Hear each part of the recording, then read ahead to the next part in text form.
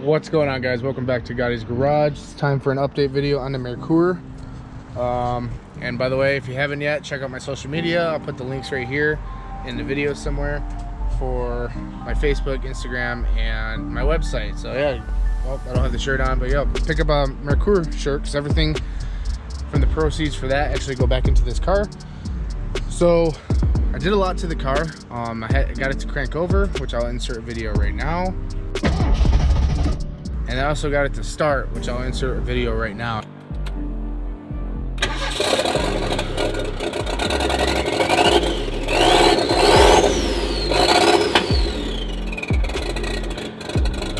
I did a lot of recording on this, but I also did a lot more work since then, so I figured I could do a huge update video.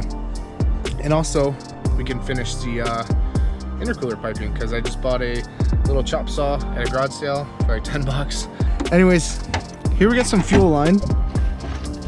This is the actually supply line right here. I made a little, it's gonna be upside down for a little bit. I made a little hole. It's, you know, kind of nice. It's not the best, but I didn't want to put a bunch of holes in the bottom of this, whatever.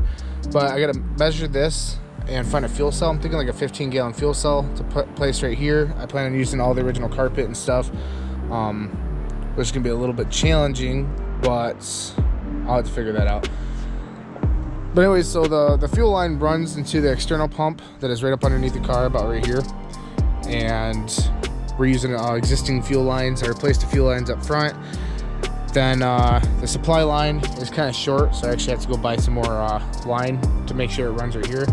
But I'm not ordering the fuel cell right now. It's gonna be here somewhat in the future. My clutch cable broke. It was binding, couldn't figure out what it was, and it finally snapped yesterday, so I ordered a new one of those. And then the clutch, the transmission, the engine, every drive shaft, the exhaust is all put back together. I have all this torn apart because I had to get to the clutch cable, and I probably could have done it without pulling it apart, but I wanted to make it easier. I'm going to be replacing all the speakers in this because I got the radio to work and everything, but it kind of sounds like crap. Let's see if I can. Advisor, and I want to know what retirement means to you. So yeah, the radio works. It does crank. So you heard that. The windows work. Everything inside works. Cruise control isn't going to work anymore because I removed that because we don't need that. Actually, let me pop the hood. As you can tell, we got a lot of parts in here. I got some intercooler parts. I had to buy some new Allen sockets, star bit sockets, whatever you want to call them, for the drain plug on the transmission.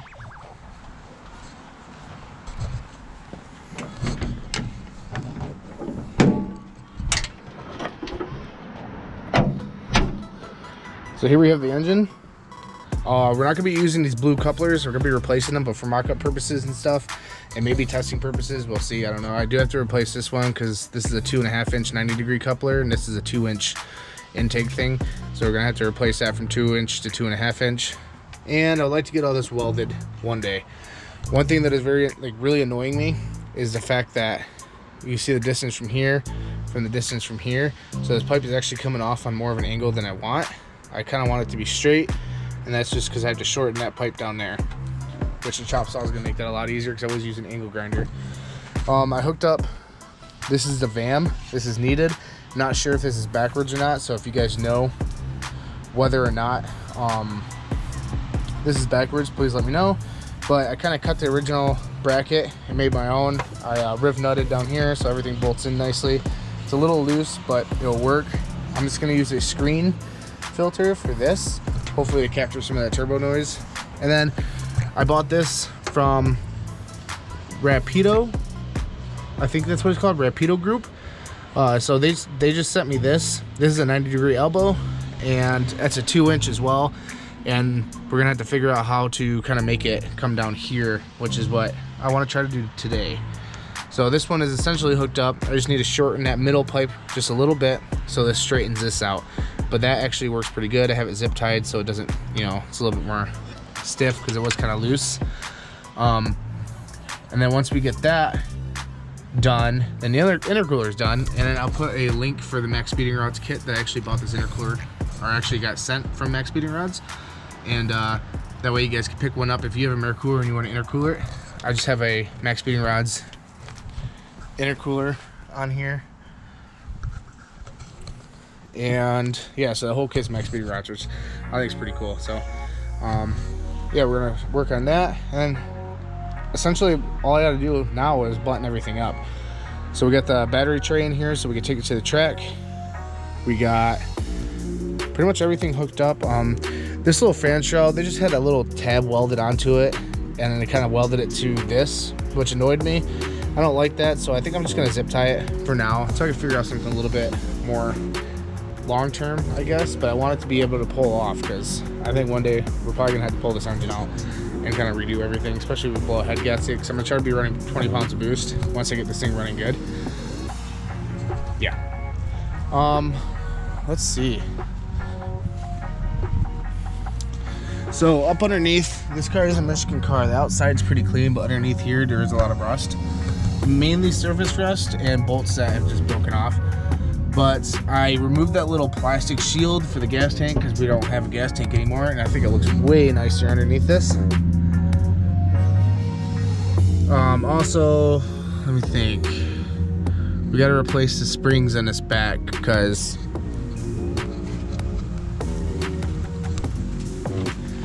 if you can't tell, the wheel gap right here compared to the lowering springs I have in the front, that's just going to look really goofy. But other than the clutch cable and the fuel cell, and I'm going to be replacing that external fuel pump, which I believe is 50 liters per hour. I believe so. We're going to be replacing that with a high flow pump. It's a 300 liter per hour pump. That way it'll have enough power to suck fuel from top. It's going to be kind of gravity fed anyways, so that's going to help it, but it's going to suck fuel, you know, all the way to the engine, and then be able to return the fuel to all in one pump, instead of how this Merkur was set up, which had a low pressure pump inside the tank and then the high pressure pump. So the low pressure pump would pump fluid out of the gas tank, or actually up out of the gas tank to the high pressure pump, which would actually pump it up there. So we're going to replace all that, and we're going to do things, you know, a little bit better, I think. Yeah, what do you guys think? This thing actually started. That turbo whistle was very loud. I set out insert clip, and also I got some shorts on there of the turbo whistle, so you probably already saw it. But yeah, so I haven't really been working too much on this, just buttoning things up, putting back things together. I had to unhook the drive shaft to put it back in. The clutch was all messed up, and that's because, you know, it broke. Here's the cable that runs through it. It just kind of snapped right at the very end, which the whole thing looked frayed anyways. Here's the new fuel lines. They're I don't know what these fittings are kind of called, but you kind of like crush them, and you know, they don't come off. So that's actually done pretty good. I had to do some down here. The return doesn't have one on there yet, and this one has just a hose clamp because I couldn't get anything down there, so I'm gonna have to, you know, replace that. And I'm still on the fence of just replacing all the fuel lines with the AN fuel lines, but I think right now this would be okay because, you know, northern Michigan winter or summer isn't very long, so I want to be able to drive this car and enjoy this car. And then during the winter is when we can start doing some, you know, bigger upgrades like standalone ECU and stuff like that, so we can make this car a little bit more fun. Let me know what you guys want to see in this car too. Like when this car is running and driving, everything's good. We do like obviously their first run isn't going to be in any boost or anything. We'll probably just drive around the block a couple times, or, you know, a couple blocks, and then check for leaks and stuff, make sure there's no leaks. Then we'll start getting into boost. This thing's gonna be stuck at 10 pounds of boost right now until I get a boost controller or at least a T-fitting. Then we can up the boost a little bit, but right now I just want everything as low boost, take it easy on the car, kind of break in the clutch a little bit, and then, you know, we're gonna do a huge burnout. So these tires are shot anyways, kind of dry rotted and stuff, so we're gonna melt all the tires off, and then it's probably gonna do a one-wheel peel, but it's better than nothing. So let me know if you guys want to see that. Let me know down below what you want to see of this car. We got a couple drag strips around us. I can take it downstate. I just need to get a trailer. I can take it downstate and do some autocross in it. And I'd love to take this to a drift event once I get the diff welded. So all options. This car has a lot of potential, I feel. So let's get into making some parts, some intercooler piping, and just try to see what we can. All right guys, so this is a 90-degree pipe that I just shortened. I had it taped, so it's gonna come up right just at the frame rail, like right there. So I'm gonna go ahead and put this back into the coupler that's going into the intercooler, this side, and this side is gonna be sticking up. That way we can start trying to run stuff from there. All right guys, what do you think about that? So we're gonna have to go from a 2-inch to 2.5-inch 45-degree coupler. That will bring it out to right here. I'm not gonna cut this yet until we get the coupler. And then we kind of have it right here. It's not as close to it as I wanted it to be because this one is kind of coming out on an angle because, yeah, it'll just hit right underneath this frame rail right here. So I don't want to notch that or anything. But I think that would work. Everything kind of is, you know, on there pretty good. I just had to put some clamps on. And then once we get the 45-degree coupler right here, we could figure out where to cut this one. So this one lines up. And then this this airflow thing right here still reaches to right here, so it kind of goes up underneath all of that. That's what it will look like. I don't think it looks too bad. That's pretty good, I think. And I'm going to be ordering a turbo blanket too. If you guys are concerned about that plastic tray under there, I'm going to heat wrap that header or the downpipe right here. We're gonna get a turbo blanket for this, so that way hopefully we can keep the heat off the battery. There is a shield. I'll have to find the shield, see where it's at. We might be able to make the shield work too. I'm probably gonna do that. I just remembered that there's a shield right there. So what do you guys think? Let me know what you guys think. I'm gonna finalize some things, kind of put clamps on there, see how everything lines up and how everything looks when it's all done, said and done. Then I'm also gonna cut this one just a little bit and straighten this up. It kind of looks like it's off, I'd say no more than an inch. So I'm just gonna cut an inch off that and see how that looks. If I need to cut more, I can cut more, because you always want to cut less anyway. So yeah, what do you guys think? I'm getting pretty excited. Also, I forgot, I do need to get radiator hoses. I'm gonna get some aluminum black ones that are like flexible. Because with this intercooler pipe right here, the original radiator hose, it's not touching, but it's really close. Actually, I kind of thought it was touching. I'm wrong on everything on this. So then we gotta do a nut bolt check and a few other little odds and ends thing. I found a wire when I was pulling the brake cable out. I found a wire that's pretty chewed up, so I'm gonna have to cut that and connect that, you know. But just the little things that I gotta figure out, power steering lines, all that. Pretty simple stuff. We're almost done. It's literally looking so good. It was kind of cool. The clutch wasn't disengaging because the cable was binding up, and I might have damaged the cable when I was pulling the trans and stuff. Maybe, I don't really know. Maybe the cable was like that. I never actually tried it. But every time I started it, the starter actually did move the car, and it felt kind of cool just moving under its own, what, 2 horsepower from the starter. I think that's what a starter's rated for. But it feels pretty good. So I'm gonna go finish that up, try to get everything as nice as possible, and then I'll get back to you guys. Alright guys, anyways, I got distracted for a while. Can't figure out the horn, not really sure. Had to probably trace down some wires or something. Maybe the battery's just too dead, I don't know. But anyways, I got the pipe just a little bit closer. I cut off about 1.5 inches of that pipe down there. But I think because of all the couplers, it just naturally kind of wants to push itself out, because this is kind of like a wide 90. It kind of seems like it's just not really a 90 exactly, but so I was thinking getting something like this. This one's too small, but kind of a hose clamp. I got like a empty bolt hole right there. Thinking that I could like kind of bolt it together like that, which then pushes, see, as you can tell, it pushes it pretty close to the engine. So I'm gonna have to order something that's gonna be, you know, that'll reach that.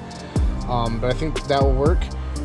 And then with this pipe, I was thinking a little bit, and with a 90 degree, I'm gonna cut it as close as I can, which is actually gonna bring this part bend in closer to the fuel rail, or the frame rail. So I don't know, I'm all sweaty. It's really hot out today, But I am pleased to show you the Max Speeding Rods little intercooler kit. It's a 2.5-inch kit, and here's the box that it comes in. You get your typical Max Speeding Rods, you know, customer service card, things like that. You get 2 things of clamps. You get 2 90-degree elbows, 2 45-degree elbows, 2 I don't know what degree elbows, and 2 straight intercooler pipes, as well as all the couplers, the blue couplers that you see on the car, which I went through all the couplers. Here's some leftover pipe I have right here. And then all the pipe is in bubble wrap sleeves right here. So this is what they kind of come in, what they look like. They're really nice, good quality. Can't really go wrong. You know, it doesn't matter if you cheap out an intercooler pipe, you can go buy the most expensive brand you want. If it's a universal kit that you gotta kind of customize on either car, you know, Max Speeding Rod kit will work just fine. So far, that's what we got. We're getting closer, we're almost there. I'm gonna get on, order the intercooler pipes that I need right now, and then hopefully here soon I'll be ordering a fuel cell, and then we can get this car running and driving. So hit that subscribe button, give this video a thumbs up. Thank you guys for watching so much, and like I said, head over to Max Speeding Rods if you guys want to get a universal intercooler kit. It doesn't even matter if it's for a Merkur, it could be for your Honda Civic, it could be for a Silverado, it could be for anything you want.